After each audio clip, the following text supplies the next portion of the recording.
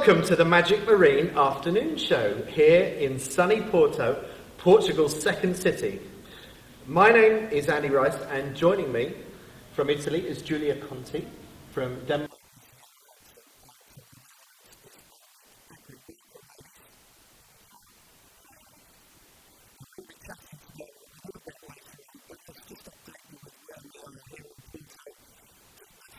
The week's format. It's a 7-day regatta. Today is day 2, Tuesday. It's the second day of qualifying for the girls in the FX, but it's day 1 for the boys in the 49er. We've got 3 days of qualifying, 3 days of finals, and also on the final day, an afternoon of medal racing here on the River Douro. Now, we've got loads of ways of covering the European Championships. You can follow us on these Magic Marine daily shows. We're doing Gold Fleet racing, live GPS tracked, live TV broadcast on Friday, Saturday and Sunday, and you can send in your comments and questions to the 49er Facebook page, and you can tweet us on @int49er and me at @SailG. So any comments or questions, please do get in touch and tell us what you want to know here from Portugal. So anyway, day 2, let's take a look at the highlights from the racing out there on the big Atlantic Ocean.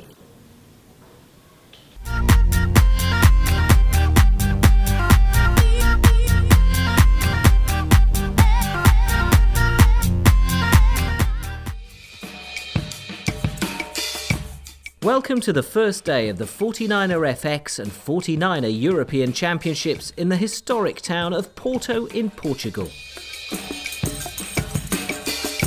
125 teams from 34 nations around the world are in the hunt for podium places. Porto is a very historical city in Portugal. It's the second biggest city in Portugal. The country started here, a bit north of here, many, like 1,000 years ago. In terms of sailing, I think it speaks for itself. It's Atlantic Ocean and big waves and big swell, but it's what we're here for, and it's really nice to be here. On the opening day, only the women in the 49er FX raced, facing challenging conditions off Porto. A combination of big swell and light breeze kept teams on their toes in a show of agility on the racetrack. Teams needed to be aggressive to get their results on the score sheet early on this first day of the qualification series. For sure, the ones to beat here are the world-ranked number 2 pair, Nielsen and Olsen, European champions in 2013 and 2014. Can they make it a hat-trick in 2015? They won comfortably in 2014 and have shown consistent racing form so far this season, including a win at ISAF Sailing World Cup here. For many teams, the 2015 Europeans are also a part of their nation selection series for the Rio 2016 Olympics, so added pressure to manage. It's going to be really hard. The Olympics are getting closer and closer, so everybody is getting better and better. So it's going to be a hard fleet, but we think we can still win. It could be nice to have 3 times in a row, we think, but we will fight hard for it, and we know that the competition is really hard. They prove their superior skills in the day's races, including a win in race 3, and sit in second overall in the standings, just 1 point behind the Dutch pair of Beckering and Deutsch. 2 more days of qualification racing before final series racing kicks off on Thursday, so stay tuned as the 2015 European Championship unfolds over the coming 6 days.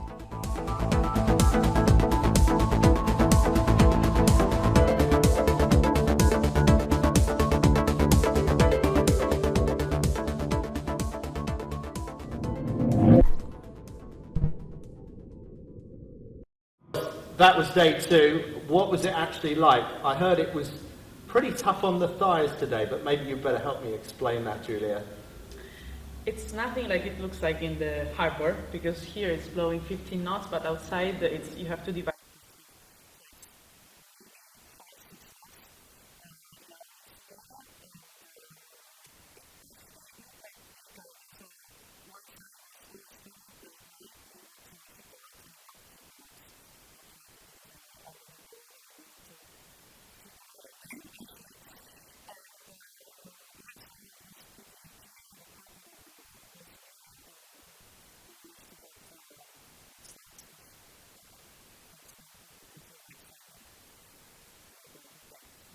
Late Garda stuff, isn't it? Start at the committee boat, tack off and get out to the right. Yeah. And your scores, we're still in qualifying, so it's not the whole story. We've got 2 halves of the fleet. But you ended up, the last 3 races, 4-2-1. So getting better by the race.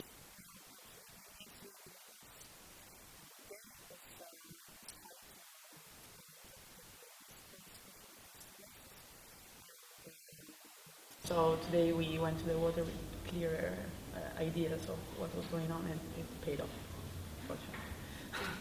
And Jenna Hansen, it's tough amongst the top Danes, isn't it? So what's the goal here? You've got a bit of Dane racing, and also you've got a European Championships to go out and win. What's the priority?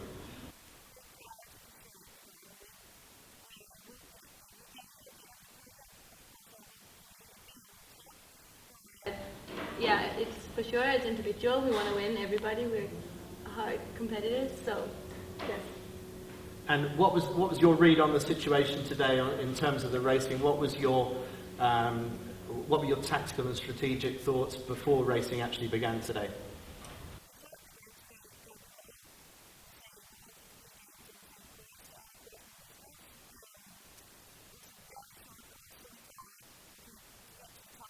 They take maybe 4 minutes, so we need to prioritize the start, and we did. And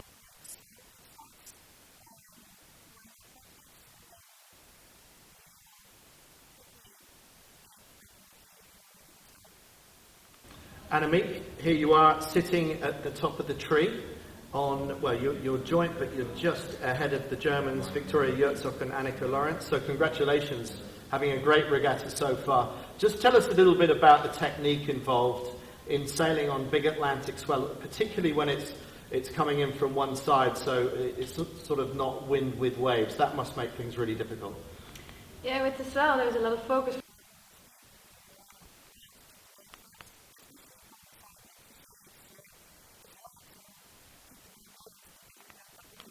To get it on top of you, like the boat comes over you, and then you slip down. And you really want to keep the high, especially in the light breeze. You don't want to reach off, so you're really trying to find a position in the boat to stabilize it. And sometimes the crew is doing a bit more, sometimes I'm doing a bit more, and that's also why the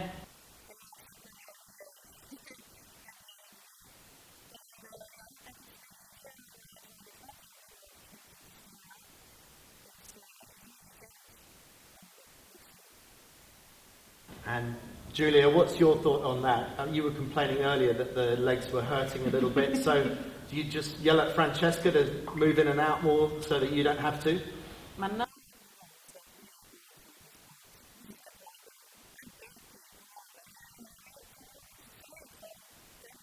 top, then it's fine. No, So the over 30 should get a 2 minutes head start, should they? absolutely. You should have some, because at the end of the week, means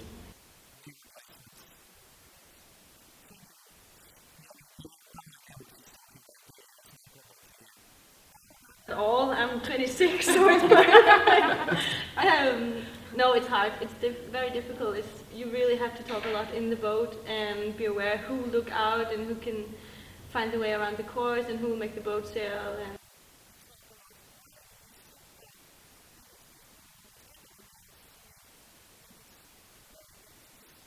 into each other, but you have to.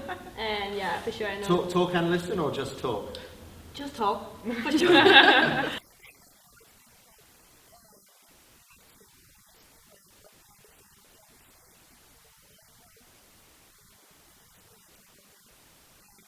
Keep your head up high, keep looking outside the boat. And what's the worst that can happen in those waves? Was anyone teabagging with the boat sort of falling in on top of them? I guess everyone's too good for that kind of behaviour. Yeah, I think we're all really aware that it doesn't come on top of you. It's worse if it comes on top of you, then you have a bit of like the other way around. So I think it doesn't really happen that much, but if it happens, then you have a real problem.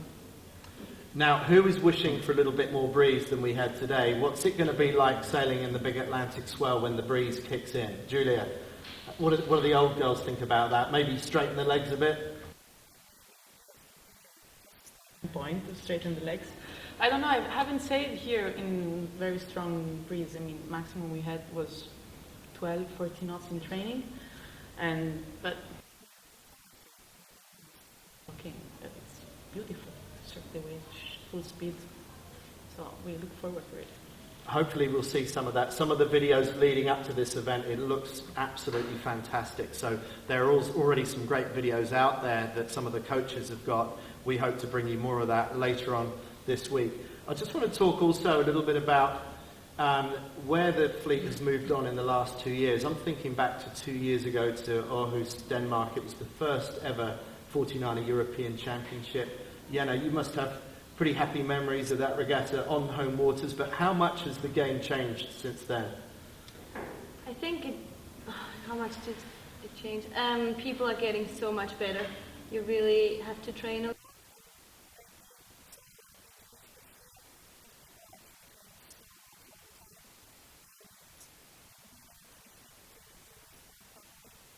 And it's getting tough, really. Every little mistake you make and you can lose 10 boats because people are just in such a high level. So we have to keep sailing. I'm very happy that we have 3 boats from Denmark, so we have each other.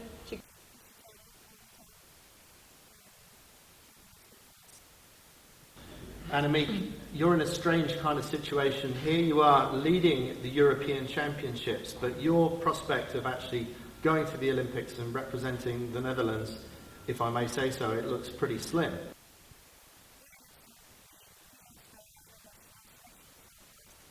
It's going to be really hard to go to the games, and it's out of our control. So for us, the focus is also not there anymore. And this is the first big regatta we started again, and our goal will be the Worlds, to be the best there. And well, we'll see what happens after that.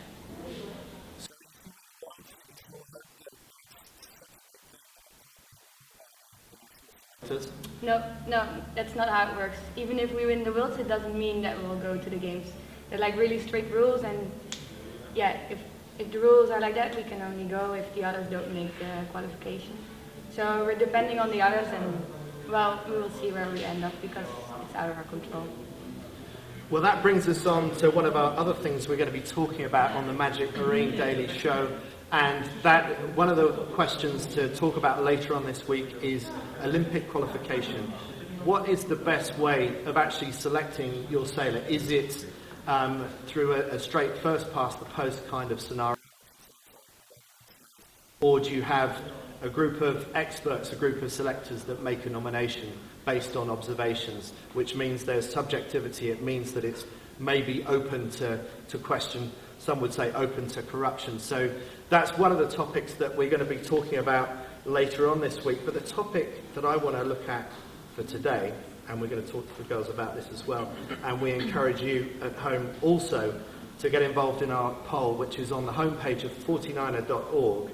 I want to talk about Olympic divorce, and maybe, Annemiek, I'm not sure if it was divorce, but you used to sail with another crew. There was a swap around amongst the Netherlands 49er FX setup, so you've got different helms and different crews sailing together. Now, sometimes it's forced upon you, but other times people fall out and they decide they can't sail with each other anymore for whatever reason.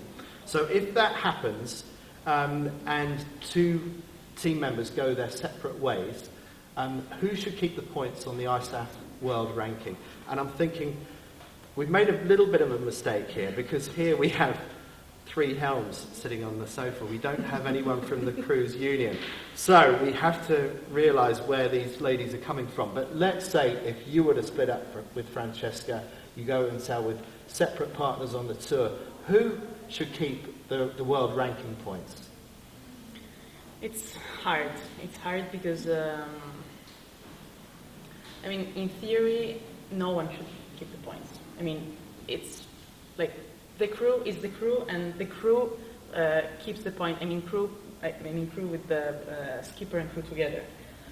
And if you split up, I don't know, maybe it's your problem and you should start over and start again from the beginning. Because, you can split the point. It's not fair that the helm keeps the point. It's not fair that the crew keeps the point.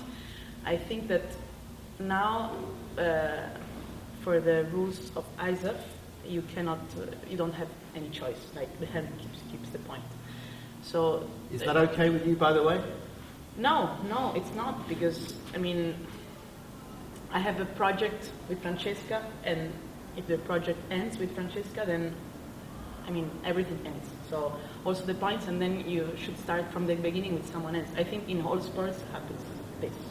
I mean, I'm not so much familiar with other sports, but if I think about, I think that, you know, you split, you start over. I mean, it's not that you keep the points and they give you as a gift points of the one event or from the other. I think you should start over from the beginning. Well, you're the standout Italian crew. You're probably going to be going to the games. I'm not aware of anyone that's really threatening you for that spot. But let's say if there was a short-term injury, and Jenna, you're in a really strong squad of Danish crews. So let's say if Marie is injured and you need to bring someone else in, and Marie takes a year to recuperate, and you want to start sailing with someone else, wouldn't you like to hang on to your points? Yes, for sure. We talked about this yesterday in the 49er group, and I think I agree a little bit, either we should have no points at all, any of us, or I think we should split it equally. So at a 200 points event, we should get 100 each. So it's equal for both the crew and the skipper. I think that could be a good idea to do it.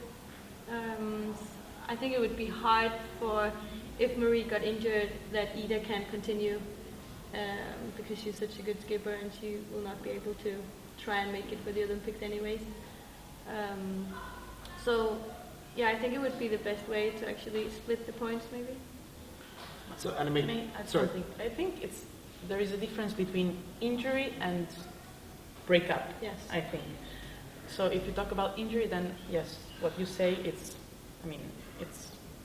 correct. But on the other side, if you split up, you split up. Like your project is done. But based on that, wouldn't people be self-harming, accidentally breaking a leg or something? Wouldn't it create that kind of scenario? I don't know. I mean, it depends on how you are inside. I mean, it's something that wouldn't even occur to me. You're an honest girl from Rome. I mean, it wouldn't occur to you, but yeah. I mean, we are here. We don't get money for. We are not rich. We are poor. We do it because we like it. We do it because we love sailing.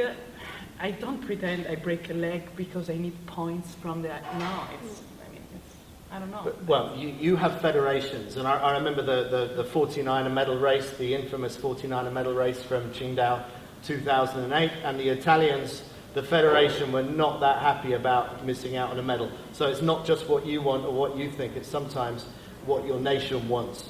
Yeah, no, of course. So the pressures are there, right?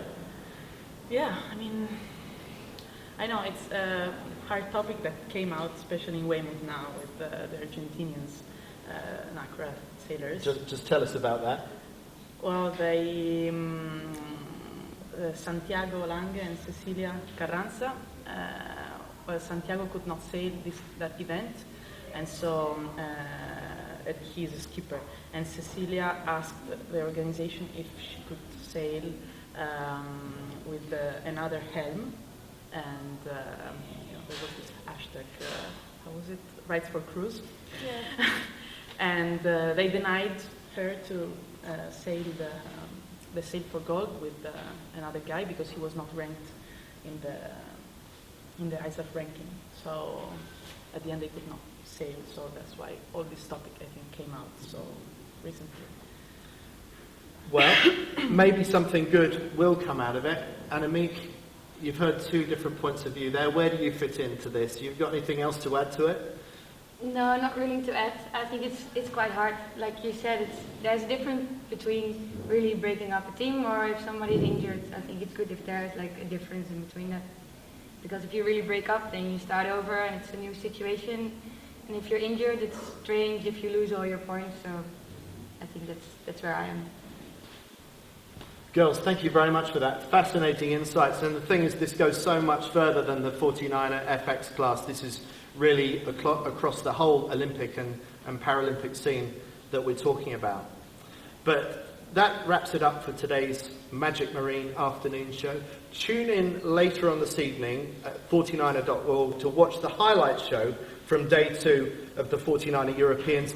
And remember again, you can find us at the 49er Facebook page and tweet us on int49er and @Salgies. Thanks for joining us.